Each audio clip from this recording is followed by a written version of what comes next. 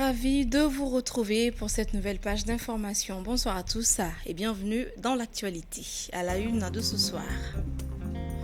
Les chefs d'État de l'Alliance des États du Sahel ont opté pour le samedi, demain samedi, pour leur sommet. Ceux de la CEDEAO se tiendra le dimanche, soit le jour suivant de sommets ultra importants qui vont déterminer l'avenir des rapports des pays ouest-africains. Les détails, ça sera dès l'entame de ce journal. L'installation tardive de l'hivernage dans certaines localités au sud et au nord du pays crée de l'inquiétude. Des éleveurs se plaignent de la mort de leur bétail à cause du manque d'eau. Après 6 éditions réussies, les organisateurs de l'émission Dolokura ont lancé la 7e édition ce jeudi, une initiative qui permettra de faire la promotion des jeunes talents musicaux pendant les 3 mois de vacances. Et voilà donc le sommaire.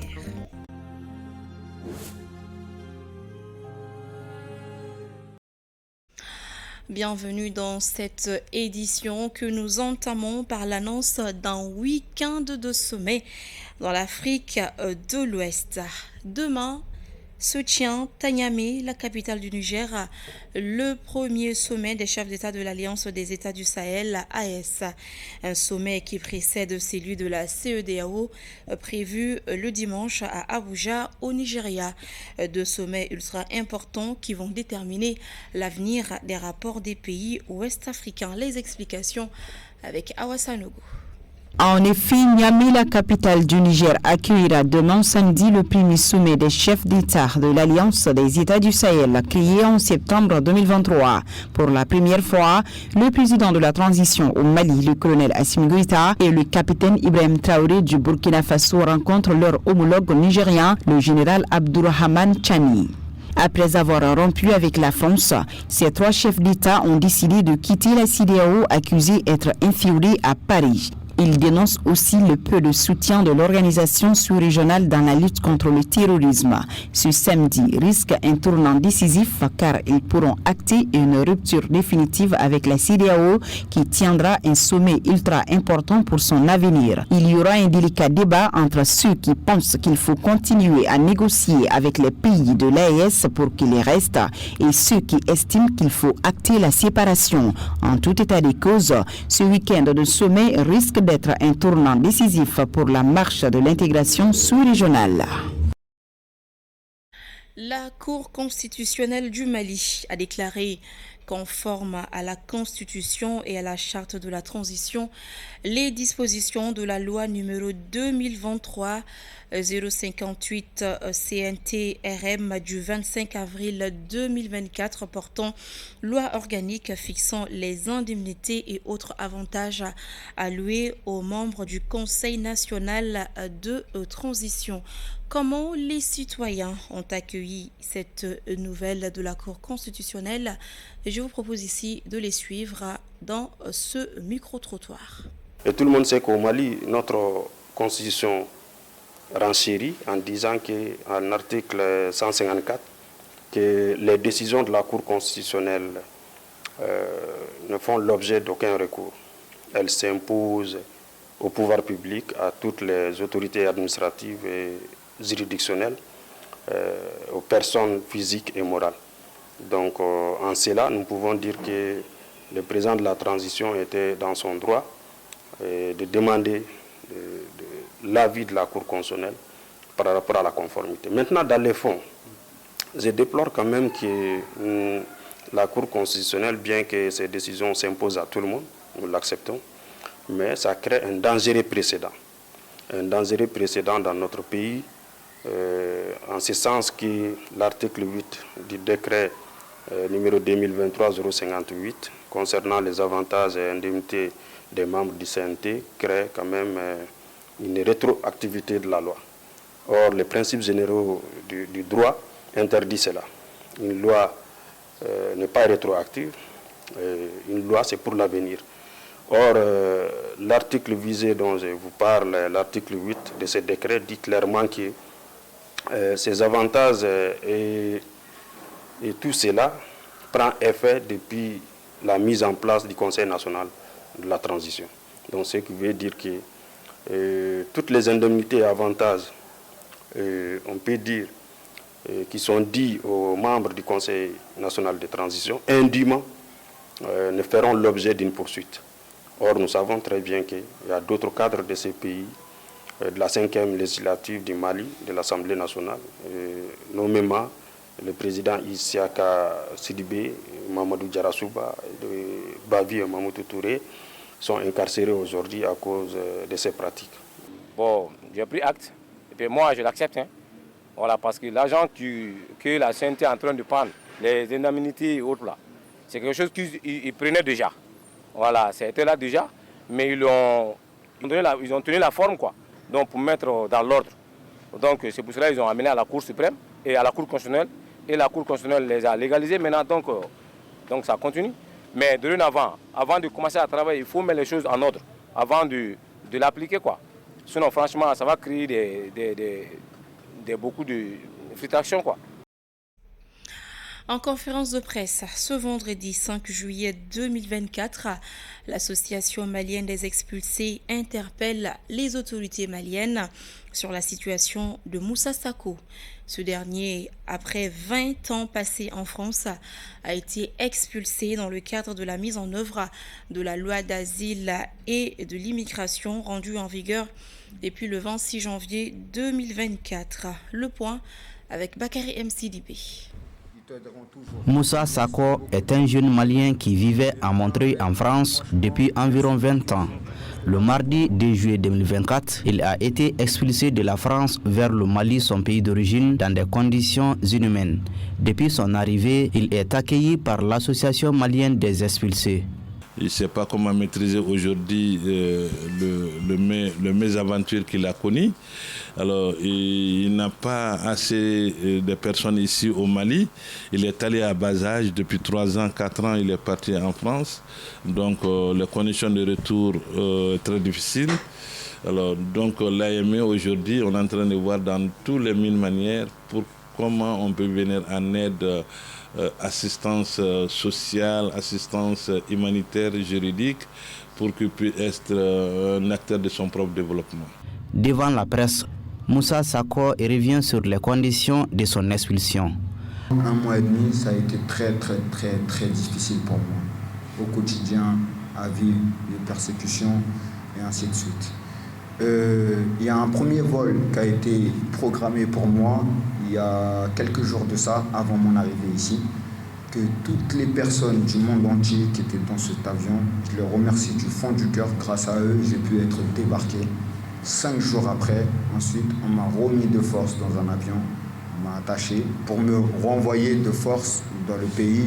Engagée dans la promotion des droits des migrants, l'association malienne des expulsés interpelle les autorités sur la situation de ces jeunes Maliens et promet de tout mettre en œuvre de son côté pour qu'ils puissent être mis dans ses droits.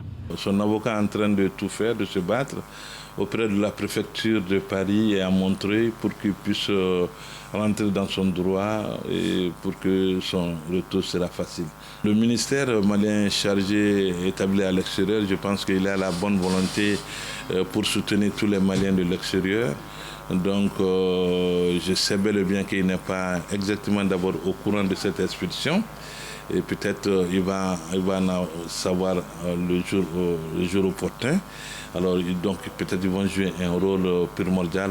L'association malienne des expulsés est une organisation créée par et pour les migrants. Sa mission est de défendre les droits en général et les droits des migrants en particulier.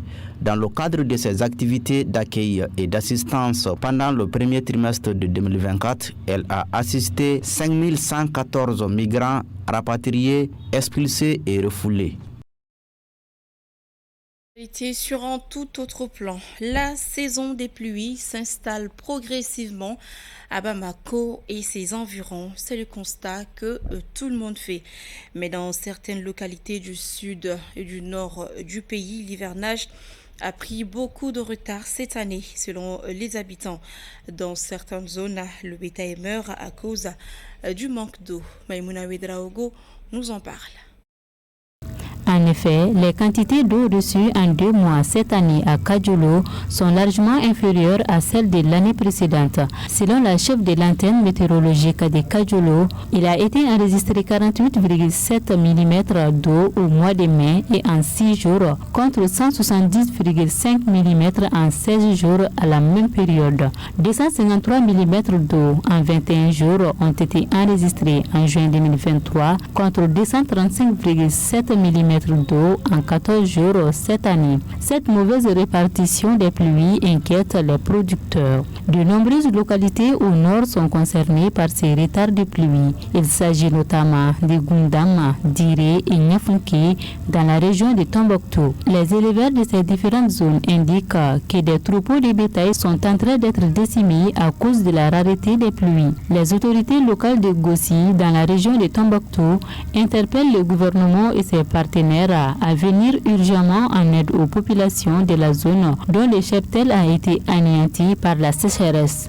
Selon le maire de la localité, si rien n'est fait très rapidement, les conséquences seront catastrophiques.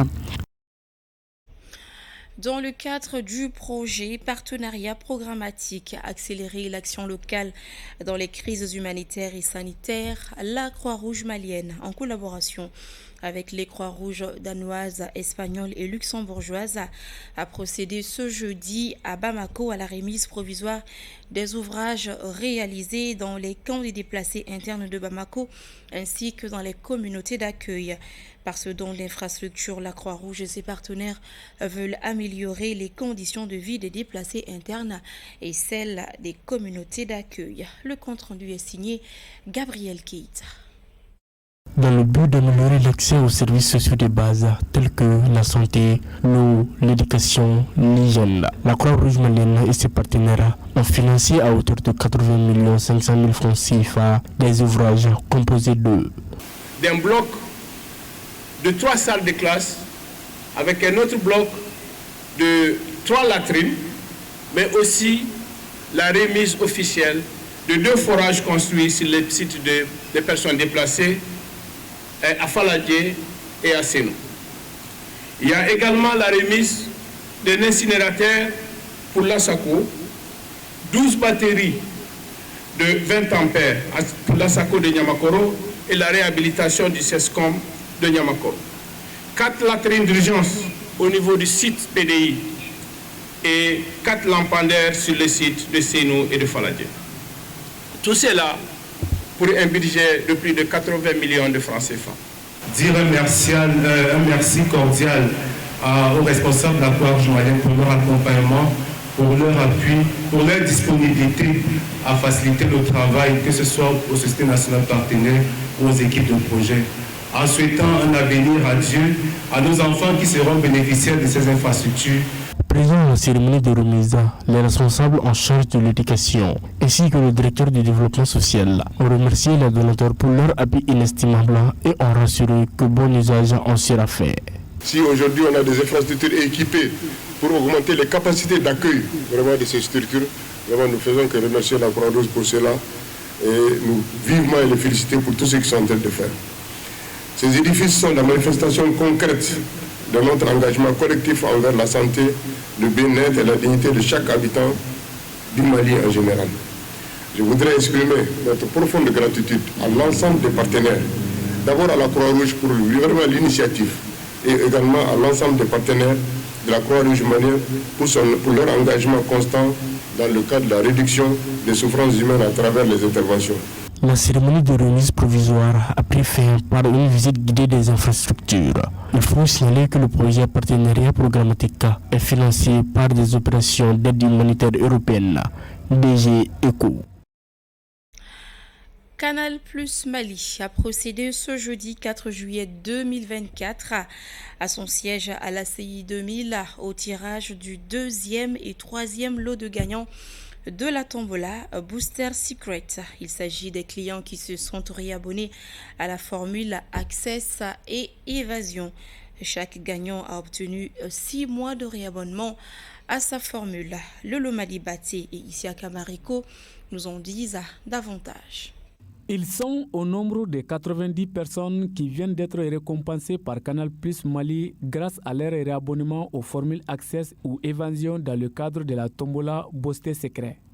Avec cette initiative, Canal Plus Mali continue ainsi à fidéliser sa clientèle et à renforcer sa présence sur le marché malien.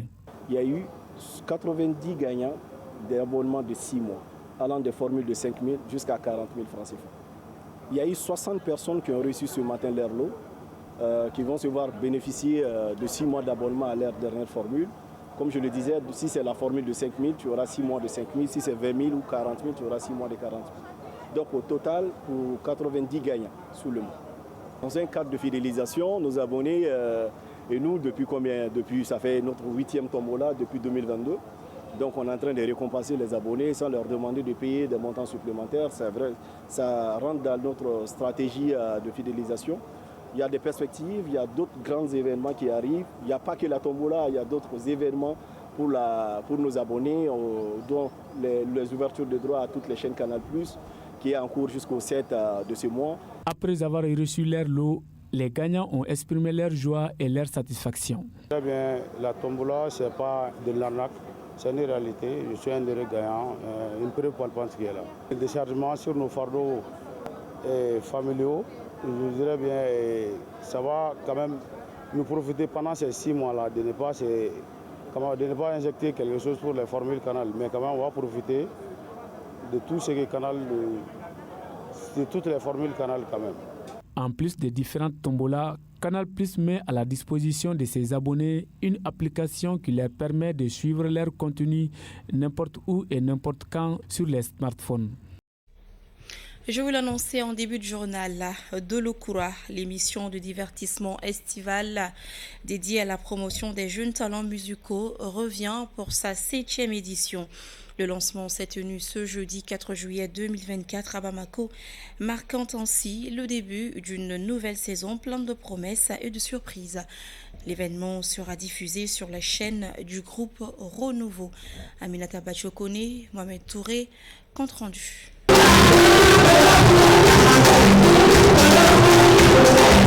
L'émission de l'Okura fait son grand retour après 6 éditions réussies. Ce programme, qui a pour vocation de révéler les talents musicaux, se déroule pendant les vacances et offre une plateforme de promotion unique pour les artistes en herbe.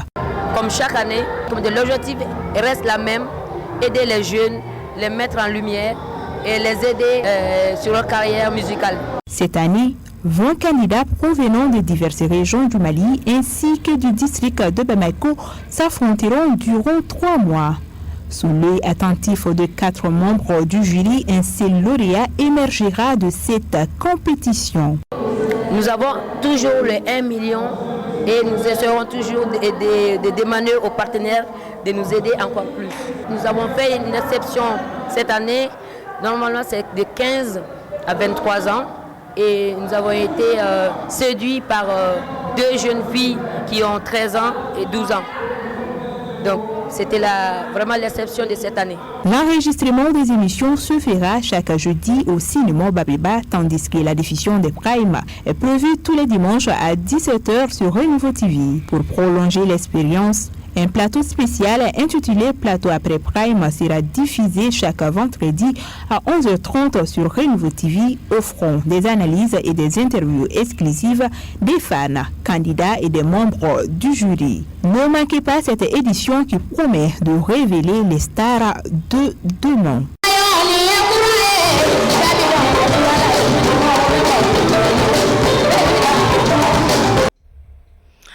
Le tirage au sort des éliminatoires de la 35e Coupe d'Afrique des Nations a été effectué ce jeudi 4 juillet 2024 à Johannesburg en Afrique du Sud.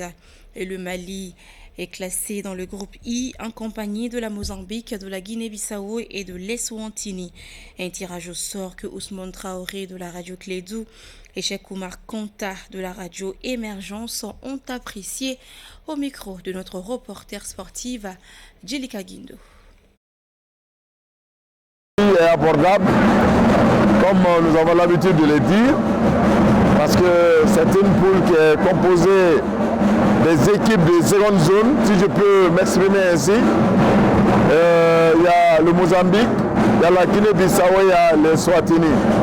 Bon, ce sont des équipes qui ne se qualifient pas régulièrement dans les compétitions de la CAF, disons dans les CAN.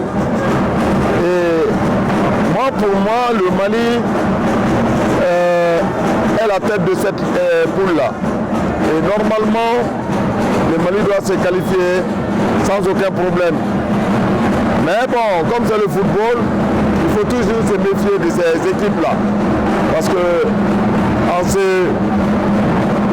mettant en tête que nous sommes la meilleure équipe de la poule, peut nous poser aussi des problèmes par rapport à l'organisation, à l'engagement des joueurs et aux trucs techniques, tactiques que les entraîneurs vont organiser pour jouer le match. Donc pour moi, c'est abordable, c'est une poule que normalement nous devrions sortir comme premier. Je pense que a priori, c'est une poule relativement facile. Comparé aux autres 11 poules, je pense qu'on ne pouvait pas arriver mieux que ça là. Donc, parce que tout simplement, vous prenez le Mozambique. Certes, c'est vrai, quand on fait allusion à la CAN 96, les éliminatoires, nous, on a gagné à Bamako, au retour, ils nous ont gagné.